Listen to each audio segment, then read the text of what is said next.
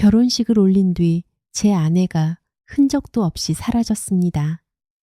전화는 꺼져 있었고 어디에 있는지 아는 사람도 없었죠.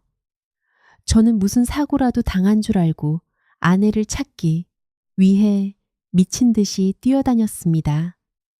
하지만 어렵게 마주한 진실은 실종보다 훨씬 충격적이었습니다. 제가 믿었던 결혼도 사랑했던 아내도 제가 알고 있던 모습과는 전혀 달랐으니까요. 결국 저는 그 진실을 확인한 순간 결혼을 포함해 제 인생의 모든 것을 뒤엎어버렸습니다. 결혼이라는 일륜지대사가 한 사람의 인생을 이렇게까지 바꿀 수 있다는 걸 그때 처음 알았습니다. 지금부터 결혼식 이후 감쪽같이 사라진 아내를 찾아 헤매다 제가 알게 된 충격적인 진실을 말씀드리겠습니다.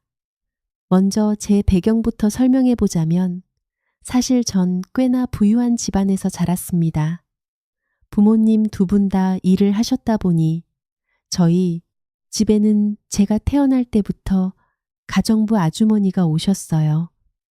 그렇다고 부모님께서 저희에게 소홀하셨던 건 아니었습니다. 주말 하루만큼은 어떻게든 시간을 내셔서 온 가족이 함께 밥을 먹었어요. 엄마와 아버지가 직접 요리도 하고 고기도 구우며 저희에게 쌈을 싸주시기도 했습니다. 자, 성수야, 이 고기 한번 먹어봐라. 아빠가 아주 제대로 구웠거든. 어때? 맛있지? 아빠가 고기는 정말 기가 막히게 굽는다고 나중에 우리 성수 조금만 더 크면 이 아빠가 노하우를 알려줄게. 여보, 당신도 좀 먹어. 애들 챙기느라 하나도 못 먹었네.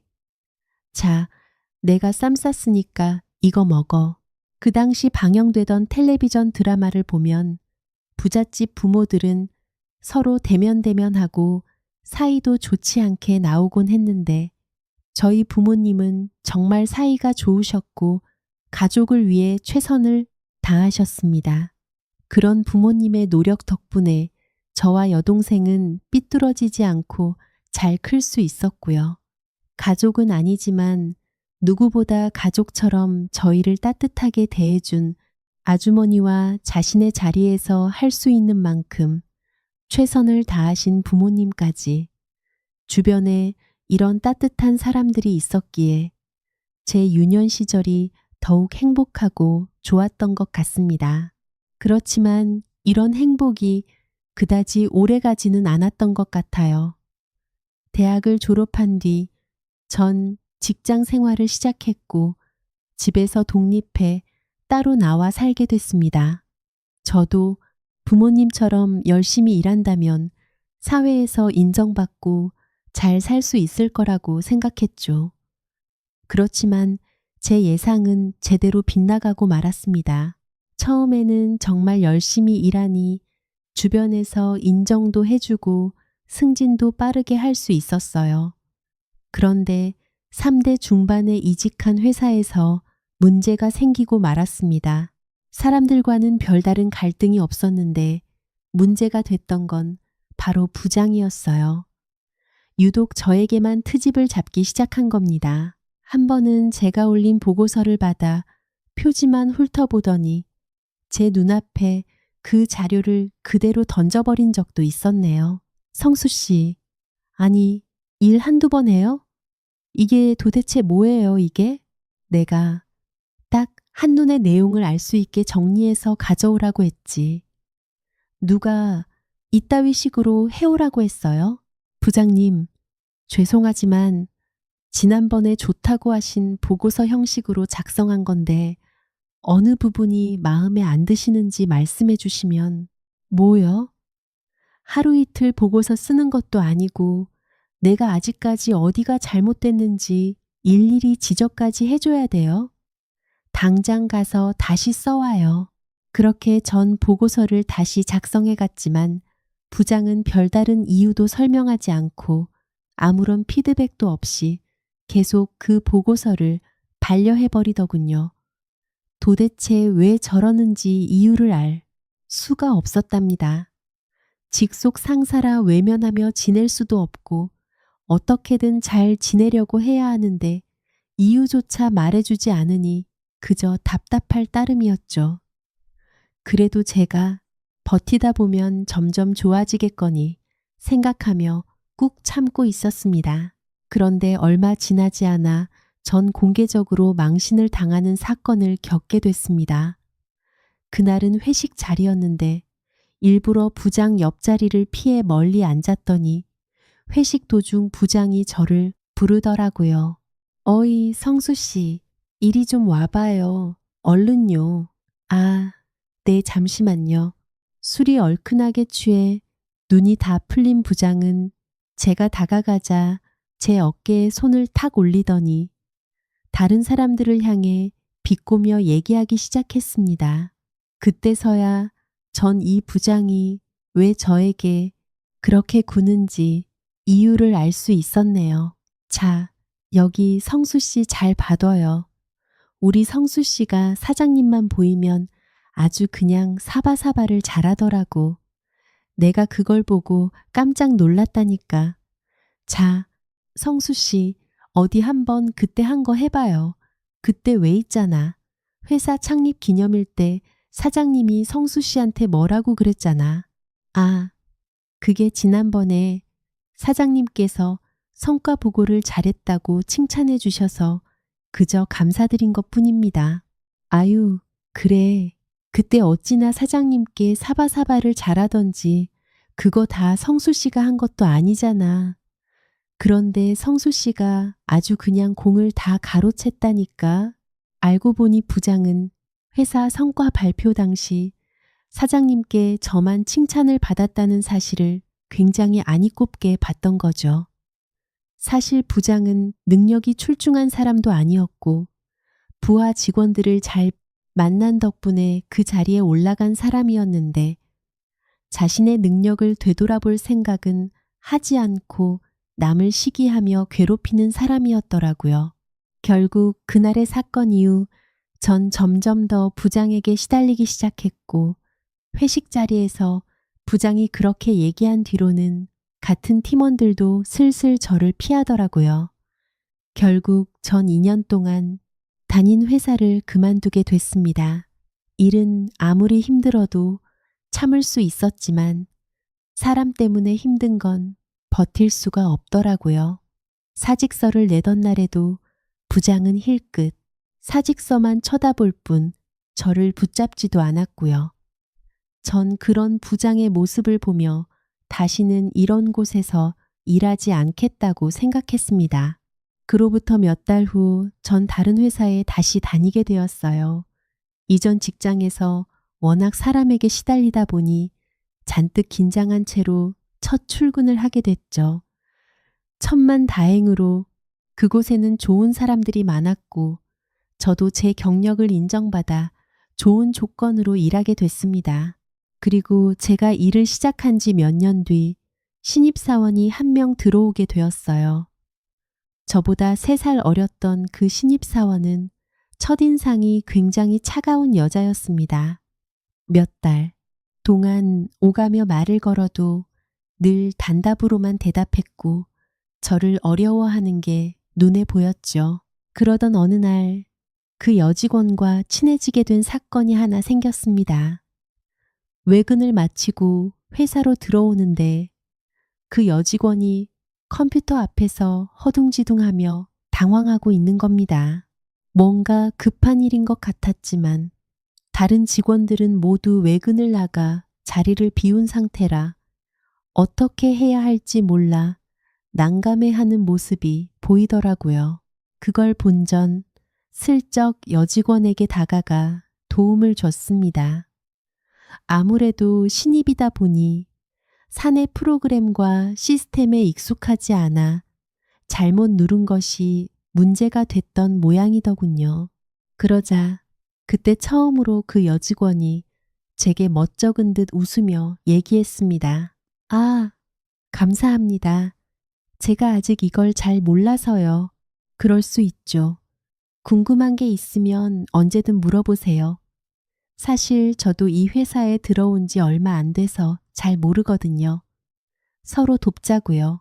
그러던 어느 날 그 여직원이 담당 팀장에게 크게 혼나 잔뜩 풀이 죽어 있던 날이었습니다. 왠지 울먹거리는 여직원이 신경 쓰여 전 말없이 커피 한 잔을 사다가 책상 위에 올려줬죠. 그런데 그 여직원이 커피를 그저 빤히 쳐다보기만 하는 거였습니다. 전 혹시라도 기분이 나빴나 생각했어요.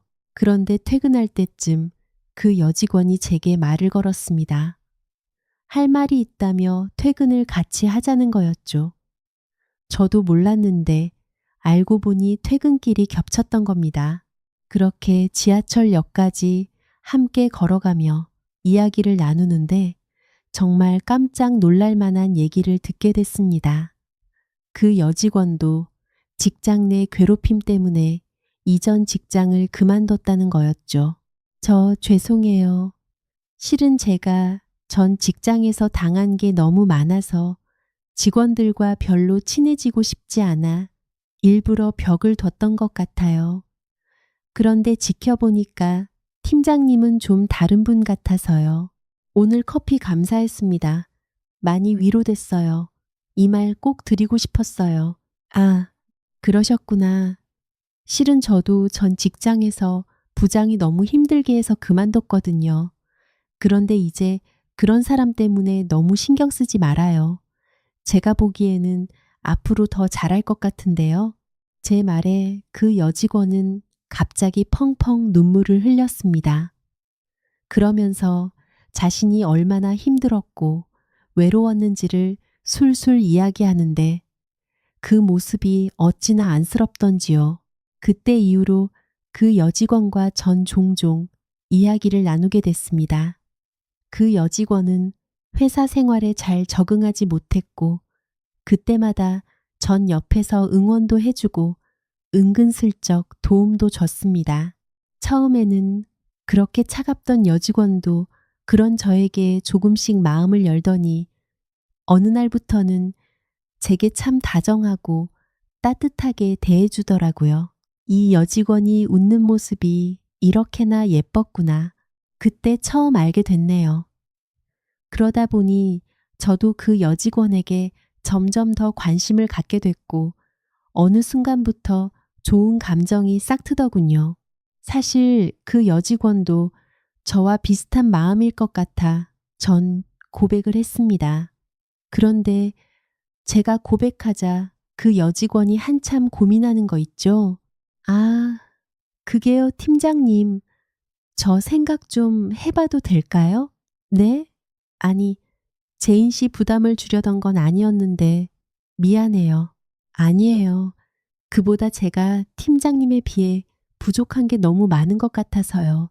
죄송해요. 솔직히 그땐 그 여직원이 단칼에 거절한 거라고 생각했습니다. 제가 너무 섣부르게 고백한 건 아닐까 싶기도 했고요. 그런데 얼마 지나지 않아 제게 문자 한 통이 왔더라고요. 전 그 문자를 보자마자 그 자리에서 입을 틀어막을 수밖에 없었네요. 저도 팀장님과 같은 마음이에요. 거절할 줄 알았던 여직원은 그렇게 제 마음을 받아주었고 그 후로 저희는 연인 사이로 발전하게 됐습니다. 1년 가까이 연애하는 동안 여자친구는 참 다정하고 따뜻했어요. 저도 3대 후반이 다 되어 만난 사람이다 보니 하루하루가 너무 소중하고 좋았습니다. 그렇게 연애한 지 1년이 가까워질 무렵 결혼을 결심하게 되었죠. 결혼을 결심한 뒤 전 먼저 여자친구를 저희 집에 데려가기로 했습니다. 사실 부모님께 여자친구가 생겼다는 얘기는 진작했었는데 막상 데려가려고 하니 저도 여자친구도 많이 긴장하게 되더라고요. 그렇게 잔뜩 긴장한 채 집에 들어서자 어머니가 버선발로 나오셔서 여자친구를 반겨주시더군요. 이미 음식도 잔뜩 차려놓은 상태였고요. 어머, 왔어요? 어서 와요. 밥은 아직이죠? 얼른 들어와요. 예. 성수야, 네가 이렇게 눈이 높은 줄은 꿈에도 몰랐다. 깜짝 놀랐어. 안녕하세요. 처음 뵙겠습니다. 김재인이라고 합니다. 그렇게 온 가족의 환영을 받으며 집에 들어가 함께 밥도 먹고 이야기도 나누게 됐습니다. 여자친구는 조금 어색해했지만 가족들도 그런 여자친구를 무척 좋아하더라고요. 성공적으로 인사를 마친 뒤 전 얼마 후 여자친구에게 프러포즈를 했답니다.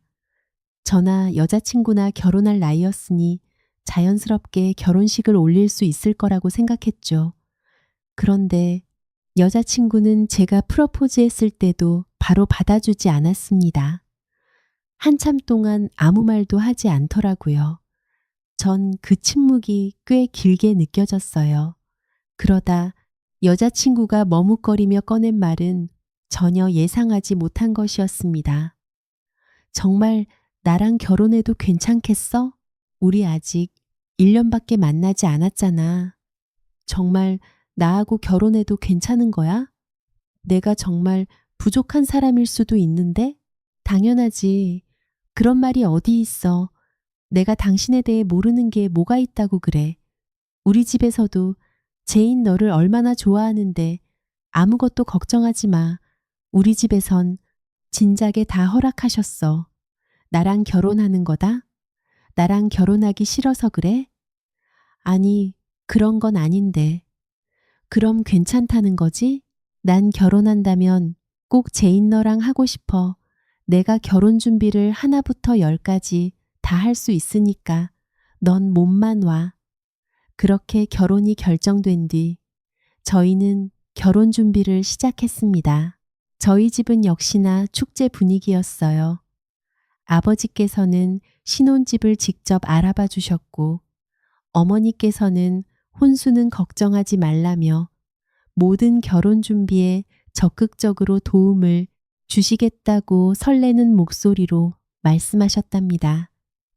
사실 처가댁은 형편이 그다지 좋지 않아 결혼 준비에 도움을 주지 못했지만 솔직히 저희 가족이나 저나 그런 것은 전혀 신경 쓰이지 않았어요. 오히려 저희 집에서 제 결혼을 이렇게 반가워해 주니 저도 정말 기분이 좋더라고요. 전 그렇게 수월하게 결혼까지 무사히 골인할 수 있을 거라고 생각했습니다. 그런데 처음 처가댁에 인사를 가던 날의 분위기를 전 지금도 잊지 못합니다. 사실 사위가 인사를 온다고 하면 웬만해서는 다들 반갑게 맞아줄 텐데 그날 장인어른과 장모님의 표정이 너무나 좋지 않은 거예요. 아내의 오빠인 형님은 자꾸만 제 눈을 피하는 것 같았고 장인어른과 장모님께서는 한 번도 웃지 않으셨고요. 그런 상황에서 전 어색하게 인사한 뒤 자리에 앉을 수밖에 없었습니다. 아버님, 어머님, 걱정하지 마십시오. 제가 앞으로 제인이를 정말 행복하게 해주겠습니다. 그래, 우리 딸이 좋다고 하니까 결혼시키는 거지만 부디 정말 행복하게 해주시오. 울먹거리며 이야기하는 장인어른을 보며 처음에는 그저 귀한 막내딸이 시집가는 게 슬퍼서 그러시는가 보다 생각했습니다. 그런데 인사를 마치고 집을 나왔을 때 아내의 오빠인 형님도 저를 보더니 울먹이며 제 손을 잡고 말씀하셨어요. 우리 제인이 정말 잘 부탁드립니다. 아유, 아닙니다. 제가 잘 부탁드려야죠. 제인이 걱정은 마세요. 형님은 제 손을 여러 번 어루만졌고 그 모습까지 보니 여자친구가 자신의 집에서 얼마나 사랑받았는지 바로 느껴지더군요. 전 그런 처가댁 식구들을 보며 어떻게든 제가 더 잘해야겠다고 생각했습니다.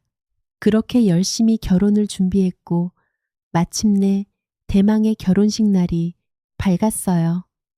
친구가 직접 저희 결혼식의 사회를 맡아주었고 전 설레는 마음으로 결혼식을 치르게 됐습니다. 아내는 긴장했는지 표정이 조금 굳어 있었지만 결혼식 날에는 다들 을에 긴장을 많이 하니 그럴 수 있다고 생각했죠. 준비했던 모든 것이 수월하게 흘러갔습니다. 그동안 친하게 지냈던 친구와 지인, 친인척들까지 모두 오셔서 축하해 주니 결혼식 내내 너무나 행복했죠. 그러던 중 결혼식 막바지에 깜짝 이벤트가 하나 있었습니다. 바로 형님께서 축사를 해주신 아내에게는 이야기하지 않고 형님께만 부탁드렸는데 흔쾌히 제 부탁을 들어주셨습니다. 솔직히 처가댁 식구들이 아내의 결혼을 그다지 반기는 눈치가 아니었기에 형님이 축사를 해주실 거라고는 생각하지 못했습니다. 형님이 단상에 오르자 아내는 너무 놀랐는지 눈이 동그랗게 커졌어요. 음악이 흘러나오고 형님께서 축사를 시작했습니다. 저는 신부의 오빠 김선영이라고 합니다. 오늘 이 자리에 제 동생 제인이와 매제의 결혼을 축하해 주러 오신 모든 분께 감사드립니다. 제인아, 오빠는 항상 네가 행복했으면 좋겠다고 생각했어.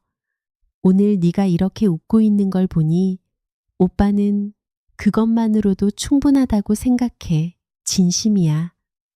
그러다 형님은 목이 메었는지 더 이상 말을 잇지 못했습니다.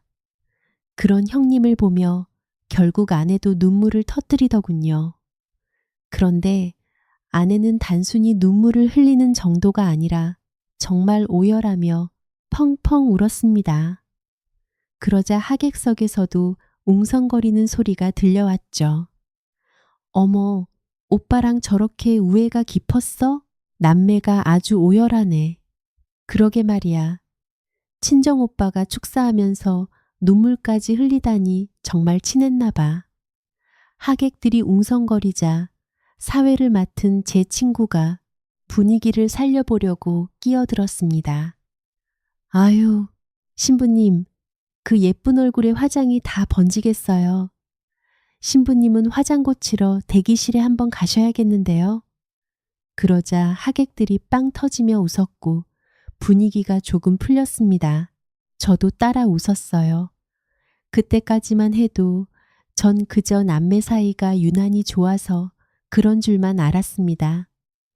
그게 전부일 거라고 생각했었죠. 그렇게 결혼식이 끝나고 피로연까지 모두 마치고 나니 꽤 늦은 시간이 되었더라고요. 하객들을 모두 배웅하고 나서야 저도 겨우 긴장이 풀렸습니다. 아내는 피로연 내내 웃고 있긴 했지만 어딘가 멍한 구석이 있었어요. 전 그저 피곤해서 그런가 보다 생각했습니다. 결혼식 초반만 해도 이 정도까지는 아니었는데 아내가 너무 힘들어하는 것 같아 걱정스러운 마음으로 묻기도 했습니다. 정말 괜찮아? 너무 힘들면 좀 앉아 있을까? 아니야. 그냥 좀 피곤해서 그런가 봐. 얼른 인사하자. 힘없이 대답하는 아내를 보니 걱정이 되더라고요. 아내는 어느 순간부터 표정 없이 멍한 얼굴로 무언가를 골똘히 생각하는 것처럼 보였습니다. 그런 아내의 모습에 얼른 모든 일을 정리하고 쉬게 해주고 싶다는 생각이 들었어요. 결혼식이 끝난 신혼 첫날 밤, 다음 날 신혼여행을 떠나기 전에 저희는 신혼집에서 먼저 하룻밤을 묵기로 했습니다. 너무 피곤하기도 했지만 그래도 신혼 첫날 밤인데 그냥 잠들기는 아쉬워 아내에게 말을 걸었죠. 제인아, 아니 이제 여보라고 해야겠네. 오늘 많이 힘들었지. 고생 많았어. 우리 내일 일찍 공항에 가야 하니까 얼른 쉬어. 좀 피곤하네. 일찍 자야겠어. 제인아, 무슨 일이라도 있어? 목소리가 울 것 같은데. 그냥 기분이 좀 울적하네. 그럼 나 먼저 잘게. 그런데 그때 아내의 목소리가 왠지 울먹이는 것 같더라고요. 결혼하면 특별한 이유 없이 울적함을 느끼는 사람도 있다고 하더군요. 아내도 그런 마음인 것 같아 걱정스러운 마음으로 머리를 쓰다듬어 주었어요. 조금 더 이야기를 해볼까 싶었지만 그땐 저도 너무 피곤한 나머지 꼬치꼬치 묻지 못하고 그대로 잠들어 버렸네요. 그런데 다음날 아침 눈을 떠보니 옆자리가 비어 있더라고요. 처음에는 아내가 화장실에 갔나 싶었습니다. 하지만 아무리 기다려도 인기척이 없는 거예요. 일어나 집안을 샅샅이 둘러봤지만 어디에서도 아내의 강의다로 흔적을 찾을 수 없었습니다. 가방도 짐도 아무것도 보이지 않더라고요. 순간 제 머릿속이 새하얘졌습니다. 그때 식탁 위에 쪽지 한 장이 놓여 있는 게 보이더군요. 이게 뭔가 싶어 쪽지를 집어든 순간 그 안에 적힌 글을 보고 경악을 금치 못했습니다. 오빠, 나 아무리 생각해도 이 결혼 생활 못하겠어. 나 같은 여자 때문에 고생하지 말고 그냥 좋은 사람 만나. 정말 미안해. 그 쪽지를 읽고 또 읽어봤지만 도무지 믿을 수가 없더라고요. 그때부터 전 미친 듯이 아내에게 전화를 걸었습니다. 수십 번이나 전화했지만 아내는 전혀 받지 않았어요. 문자를 계속 보내도 답장이 없었고요. 전 그 자리에서 한참을 멍하니 서 있었습니다. 그러다 정신을 차리고 제일 먼저 떠오른 곳으로 달려가기 시작했어요. 바로 처갓집이었죠. 아내가 갈 수 있는 곳이 단 한 곳이라면 당연히 처갓집일 거라고 생각했습니다. 택시를 타고 처갓집으로 가는 내내 계속 전화를 걸었지만 아내는 한 번도 받지 않더라고요. 처갓집에 도착해 초인종을 누르자 잠시 후 장모님이 문을 열어주셨습니다. 그런데 장모님의 표정을 보는 순간 뭔가 이상하다는 걸 직감했죠. 얼굴에 당황한 기색이 역력했고 문을 반쯤 막아선 채 계속 서 계시는 모습이 정말 이상했거든요. 어머님, 제인이 여기 있죠. 여기 있는 거 맞죠? 무슨 소리야? 여기 있다니 우리 딸 여기 없네. 우리 딸을 왜 여기서 찾아? 제인이가 갑자기 사라졌어요. 혹시 연락 못 받으셨어요? 여기 없다니까. 없다는데 왜 그러는가? 얼른 돌아가게. 장모님은 서둘러 문을 닫으려고 했습니다. 그런데 바로 그 순간 집 안쪽에서 소리가 들리더라고요. 분명 누군가의 목소리였습니다. 얼른 챙겨. 얼른 부스럭거리는 소리까지 들리자 뭔가 크게 잘못됐다는 느낌이 들었어요. 결국 절 막아서는 장모님을 옆으로 밀치고 집 안으로 들어갔습니다. 그러자 장모님이 다급하게 절 말리기 시작했어요. 아니, 자네 지금 뭐 하는 건가? 제인이 없다니까. 그런 애 없다고. 장모님, 분명 안에서 소리가 나는데 왜 없다고 하세요? 제인아, 나와 어서 나오라고. 전 장모님을 뿌리치고 집 안으로 들어갔습니다. 그리고 그곳에서 본 광경에 그만 자리에 주저앉고 말았죠. 처갓집 안에는 아내가 있었습니다. 그런데 아내는 혼자가 아니었어요. 여보, 지금 여기서 뭐 하는 거야? 형님? 네, 아내 옆에 있던 사람은 다름 아닌 형님이었습니다. 아내와 함께 서둘러 짐을 싸고 있었는데 제가 들어오자 두 사람 모두 무척 당황해 하더라고요. 아내는 절 보더니 얼굴이 하얗게 질려 있었습니다. 지금 짐 싸고 있는 거야? 어디를 가려고? 대답해봐, 어? 그때 장모님은 그 자리에 주저앉으셨고 형님 역시 고개를 푹 숙인 채 더는 들지 못했습니다. 소파에 가만히 앉아 계시던 장인어른도 창밖만 바라볼 뿐 아무로 말씀도 하지 않으시더라고요. 이 모든 분위기가 이상하게 느껴졌습니다. 아무도 설명하지 않고 묵묵부답으로 있는 상황을 이해할 수 없었어요. 결국 전 답답한 마음에 화를 내기 시작했습니다. 지금 다들 뭐 하시는 겁니까? 대체 결혼한 첫날부터 이게 뭐예요? 지금 이게 뭐 하는 짓이냐고요? 당신은 대체 무슨 꿍꿍이야? 왜 아무 말도 없이 사라진 거냐고. 얘기를 해봐. 어서 얘기해보라고. 그렇게 제가 화를 내도 아무도 입을 열지 않았습니다. 그때 장인어른이 절 향해 천천히 말씀하기 시작하셨죠. 박서방, 정말 미안하네. 내가 다 설명하겠네. 내가 전부 이야기할 테니 진정하게. 장인어른은 깊은 숨을 들이쉬더니 너무나 충격적인 이야기를 꺼내셨습니다. 전혀 예상하지 못한 말이었죠. 사실 제인이는 우리 친딸이 아니네. 네? 아니, 그게 무슨... 순간 제 머릿속에는 아무런 생각도 들지 않았습니다. 이게 도대체 무슨 말인가 싶더라고요. 지금 뭐라고 하셨어요? 친딸이 아니라니요? 그게 무슨 말씀이세요? 제인이는 내 친딸이 아니라 우리가 가슴으로 키운 딸일세. 제인이가 중학교 3학년 때부터 우리가 키웠어.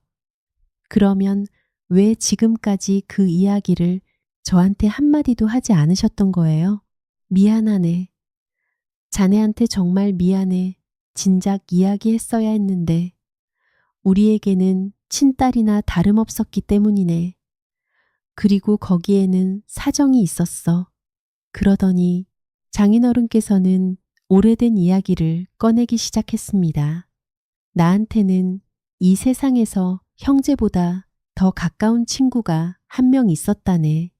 거의 4년을 함께한 친구였고 그 친구가 바로 제인이의 아버지였네. 난 어릴 적 부모님을 일찍 여의었거든. 갈 곳도 없고 먹을 것도 없던 시절에 제인이 아버지가 날 자기 집으로 데려갔었지. 고등학교 내내 난 그 집에서 먹고 자며 살았네.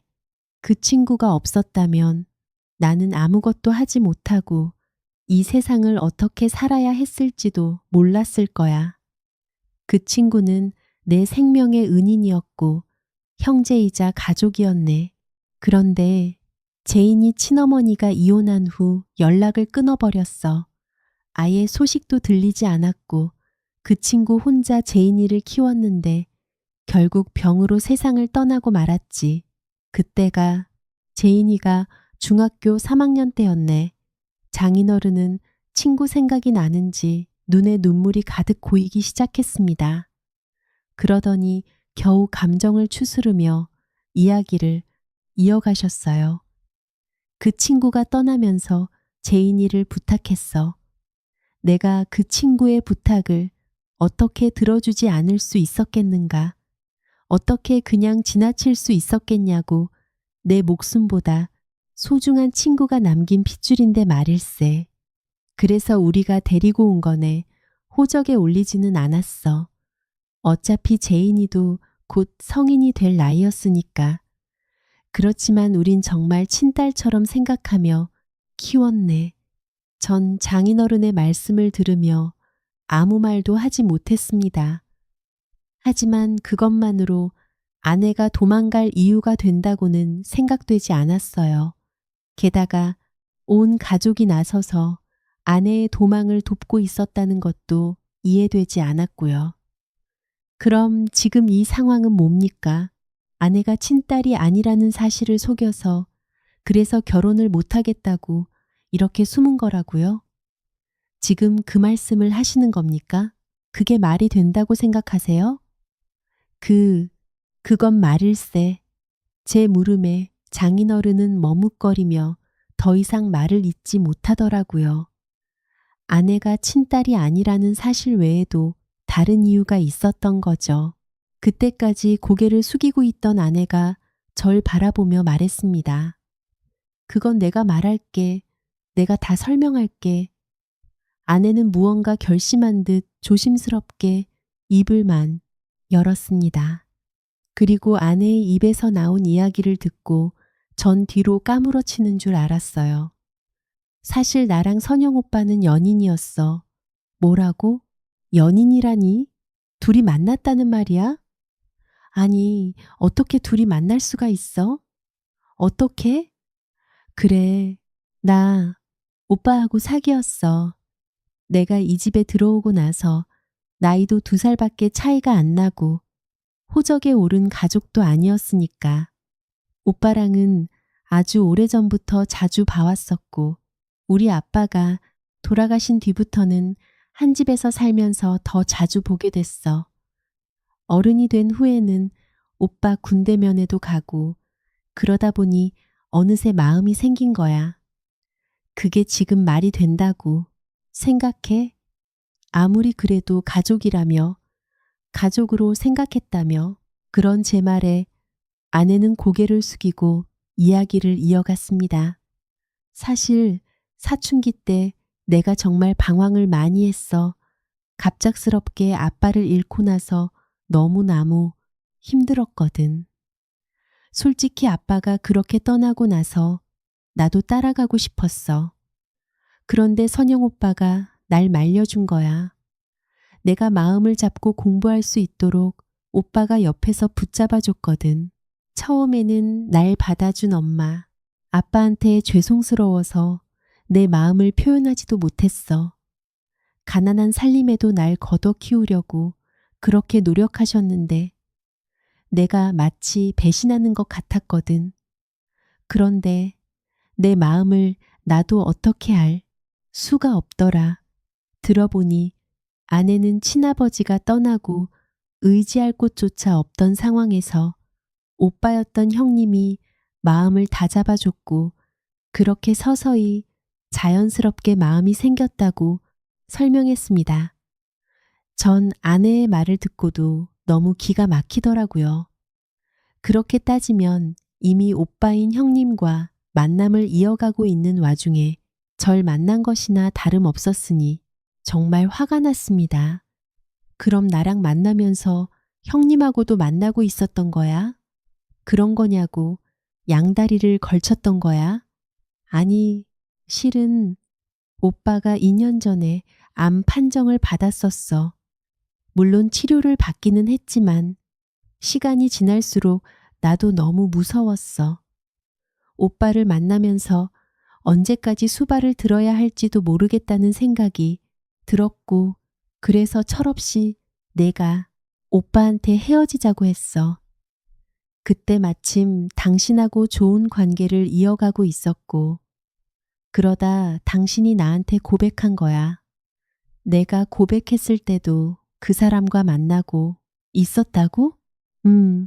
내가 다른 남자를 만나겠다고 했어. 그래서 그렇게 헤어지게 됐고 그때 만난 사람이 바로 당신이야. 그땐 정말 당신이 너무나 따뜻하고 좋은 사람이라 당신과 같이 살면 나도 행복하게 지낼 수 있을 거라고 생각했거든. 당신은 하나 모자람 없이 자라온 사람이니까 나도 당신한테 물들 수 있겠다고 생각했어. 그러자 방 안은 다시 조용해졌습니다. 전 그 자리에서 아무 말도 할 수가 없었어요. 화가 나기도 했지만 배신감인지 슬픔인지 그때 무엇 때문에 이렇게 마음이 아픈지조차 알 수 없었죠. 그런데 더 기가 막힌 이야기는 그 뒤에 이어졌습니다.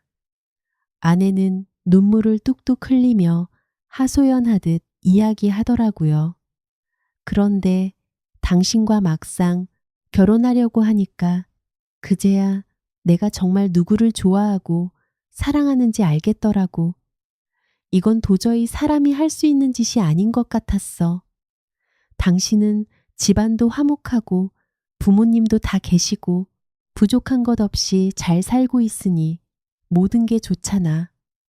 그런데 나 하나 때문에 이 집은, 날 유일하게 받아준 우리 가족은 모두 망가지고 있었어.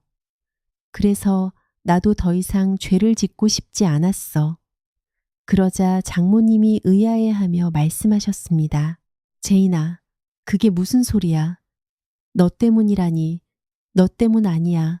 절대로 너 때문 아니라니까. 엄마, 아빠 정말 미안해. 오빠도 미안해. 이렇게 된 건 다 나 때문이야. 내가 아니었으면 지금 이런 일도 절대 없었을 거야. 엄마, 아빠가 이렇게 소갈이하고 오빠가 힘들 일도 없었을 텐데 애초에 내가 잘못해서 그래. 그래서 그런 거야. 아내는 눈물로 그렇게 호소했고 그런 아내가 안쓰러우셨는지 장모님은 아내를 부둥켜 안으며 우셨습니다. 어떻게 보면 아내의 행동은 집안을 송두리째 뒤흔들 정도로 큰일이었지만 모든 가족이 아내를 감싸고 있다는 게 정말 대단하다 싶더라고요. 그때 장인어른께서 자리에서 일어나 제 앞으로 오시더니 무릎을 꿇으셨습니다. 전 그 모습에 너무 놀라 뒷걸음질을 칠 수밖에 없었네요. 아버님, 왜 그러세요? 어서 일어나세요. 박서방, 내가 정말 잘못했네. 이 모든 게 다 내 잘못일세. 자네가 하라는 대로 다 하겠네. 돈이 필요하다면 돈을 주고 이렇게 무릎을 꿇고 빌라면 빌겠네. 자네가 하라는 건 내가 다 할 테니 제발 용서해 주게 정말 미안하네. 박서방, 우리가 모든 걸 다 포기할 테니 제발 한 번만 봐주면 안 되겠는가? 이렇게 부탁하겠네.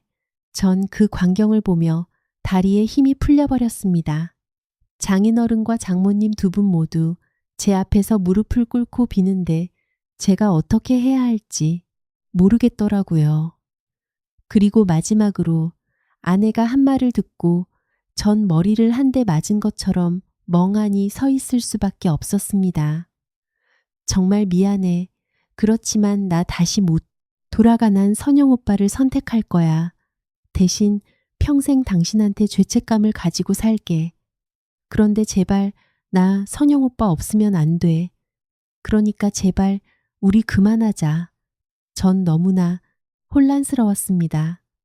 아내에 이어 처갓집 식구들까지 모두 제게 이렇게 빌고 있다는 게 이해되지 않더라고요. 집으로 돌아온 뒤 전 멍하니 거실 소파에 앉아 한참을 움직이지 못했습니다. 그날 밤은 잠도 오지 않았어요. 그저 천장만 바라보며 그날 있었던 일을 계속 곱씹어 봤습니다. 저 사람들이 저렇게 절절하게 제게 빌었던 또 다른 이유가 있는 건 아닐까 싶었어요. 시간이 지나면서 제 마음도 점점 정리됐습니다.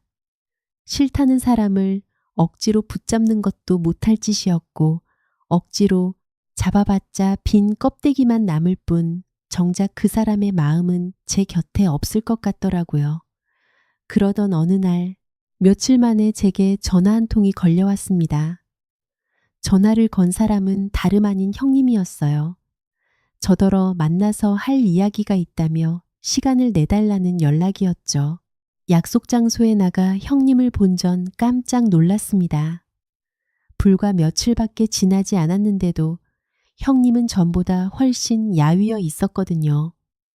동생이 그런 사고를 저질렀으니 마음고생을 했나 싶었는데 경악스러운 진실은 따로 있었습니다. 절 왜 부르셨습니까? 정말 미안해요. 그렇지만 제가 어떻게 사과해야 할지 모르겠습니다. 이건 제 전 재산이나 마찬가지입니다.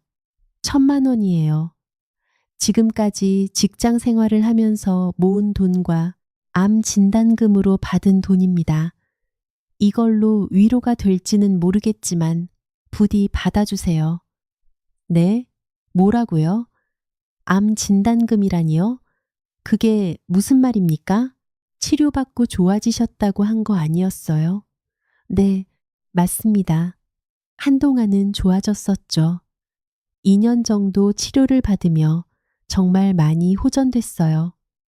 그런데 암이 재발했습니다.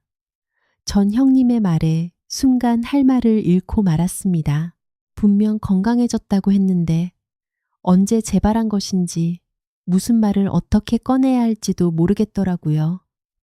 그런 제 표정을 이해한다는 듯 형님은 고개를 끄덕이더니 그동안 숨겨왔던 이야기를 모두 털어놓았습니다.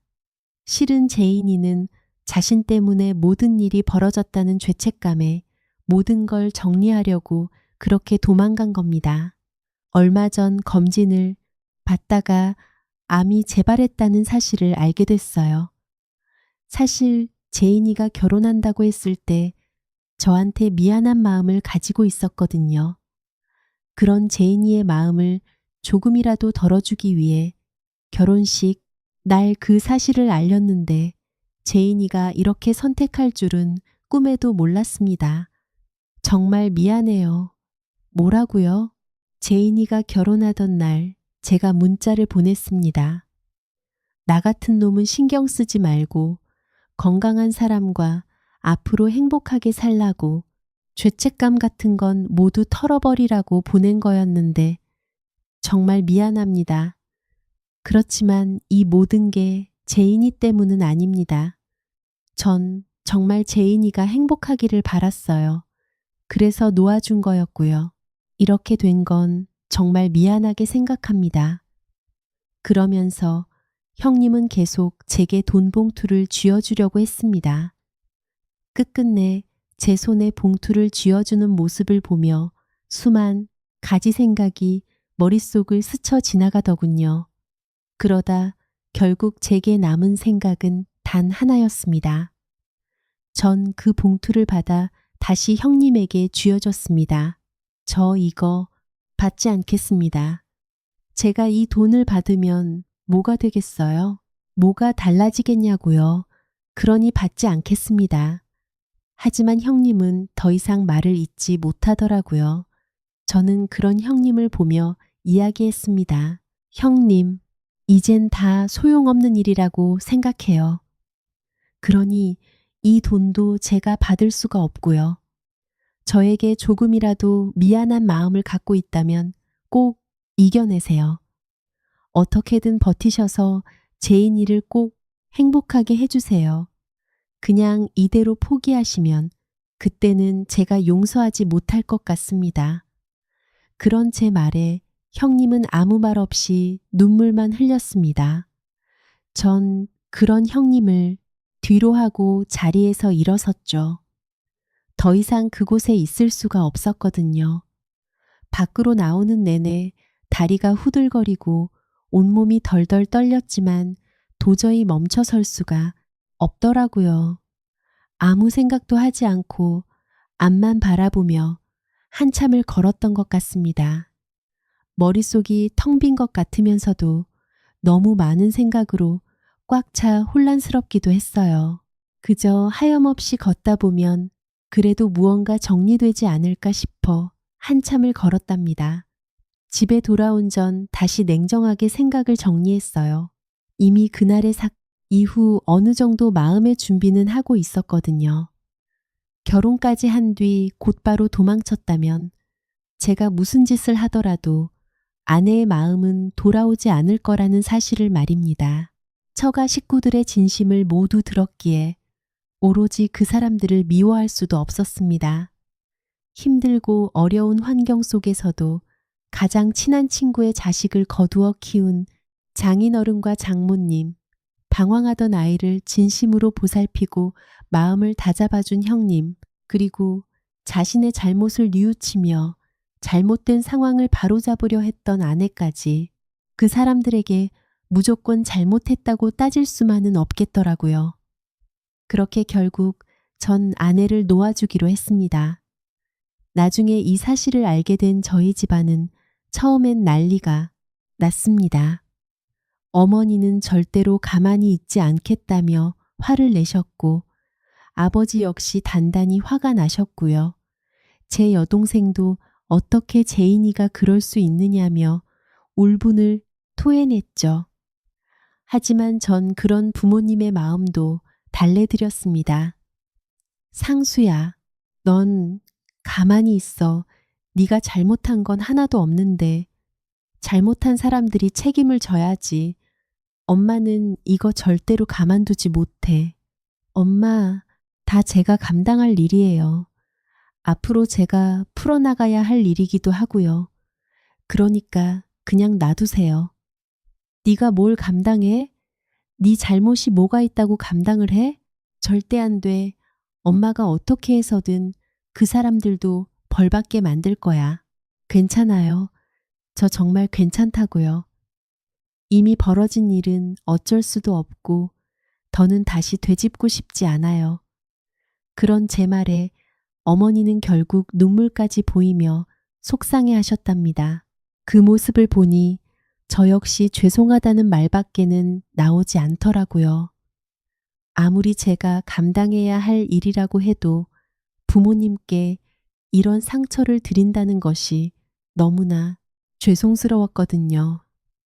천만 다행이라고 해야 할지 결혼식 다음날 사건이 터지는 바람에 저희는 아직 혼인신고를 하지 않은 상태였습니다. 그러니 법적으로 정리해야 할 부분도 없었고 말 그대로 헤어지기만 하면 되는 상황이었죠. 그렇게 모든 것을 단념하고 마음을 정리하던 중 제게 메시지 한 통이 도착했습니다. 바로 전 아내에게서 온 메시지였어요. 정말 미안해. 나 같은 여자 다시 만나지 말고 정말 진실되고 좋은 사람 만나서 행복해야 돼. 당신은 나보다 더 좋은 사람을 만날 자격이 있는 사람이야. 지금처럼 웃는 모습만 가득하기를 내가 기도할게. 그동안 정말 고마웠어. 전 그 문자를 보고 답장을 쓰려다가 지우고 또 쓰려다가 지우기를 반복했습니다.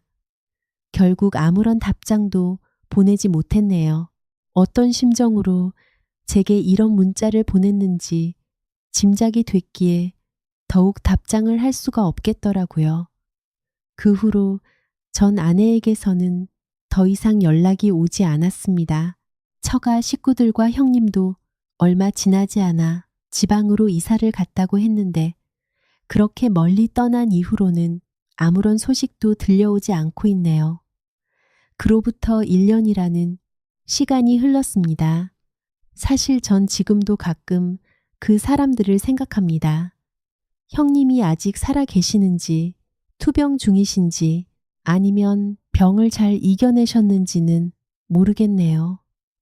그 집안 식구들 중 누구에게도 연락이 오지 않아 소식을 듣지는 못하지만 무소식이 희소식이라고 그저 모두 무탈히 잘 지내고 있을 거라고 믿고 있습니다. 아마 이 사연을 들으신 분들 가운데는 절 바보 같다고 생각하는 분들도 계실 것 같습니다. 왜 가만히 있었느냐며 끝까지 싸우지 않은 이유를 묻는 분들도 많으실 테고요. 물론 저도 그런 생각을 하지 않은 건 아니었어요. 당장 찾아가 모든 책임을 묻고 손해배상이라도 요구할 수 있었을 겁니다. 하지만 그렇게 한다고 해서 제 마음이 편해질 것 같지는 않더라고요. 그 사람들의 사정을 모두 듣고 나니 화가 나기보다는 그저 마음이 먹먹해졌습니다. 누구 한 사람만을 나쁜 사람이라고 말하기 어려웠거든요. 그저 힘든 세월 속에서 어떻게든 버티고 이겨내려 했던 사람들만 있었습니다. 제 결혼 생활은 이렇게 본격적으로 시작해보지도 못한 채 허무하게 끝나버리고 말았네요. 사실 제 결혼이 이토록 짧게 막을 내릴 거라고는 전혀 예상하지 못했거든요. 하지만 살다 보니 모든 일이 제 마음대로 되는 건 아니더라고요. 어떤 일이든 내가 바라는 방향과 전혀 다르게 흘러갈 때가 있는 것 같습니다. 그럴 때마다 전 이렇게 생각하기로 했어요. 그저 지금 내가 서 있는 자리에서 최선을 다하자는 생각 말입니다. 비록 모든 일이 제 뜻대로 흘러가지는 않더라도 마음을 다잡고 꿋꿋하게 버티며 살다 보면 언젠가는 행복하고 좋은 날도 다시 찾아오지 않을까 생각하고 있습니다. 아마 이곳에 올라오는 사연 중에는 정말 기분 좋은 이야기도 있을 테고 흔히 고부 갈등이나 장서 갈등 때문에 사연을 보내는 분들도 계실 겁니다. 저와 같은 일을 겪으신 분은 많지 않을 거라고 생각하는데요.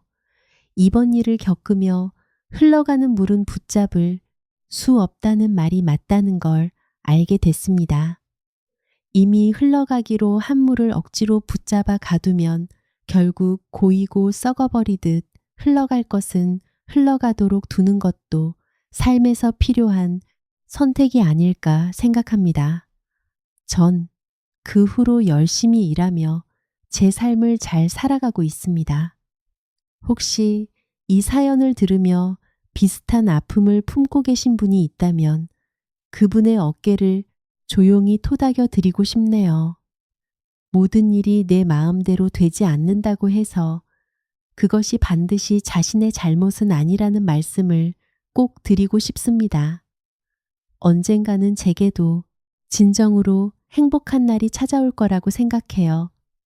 이 사연을 듣고 계신 여러분의 인생에도 봄날 같은 좋은 날들만 가득하기를 바라겠습니다. 지금까지 긴 이야기 들어주셔서 정말 감사합니다.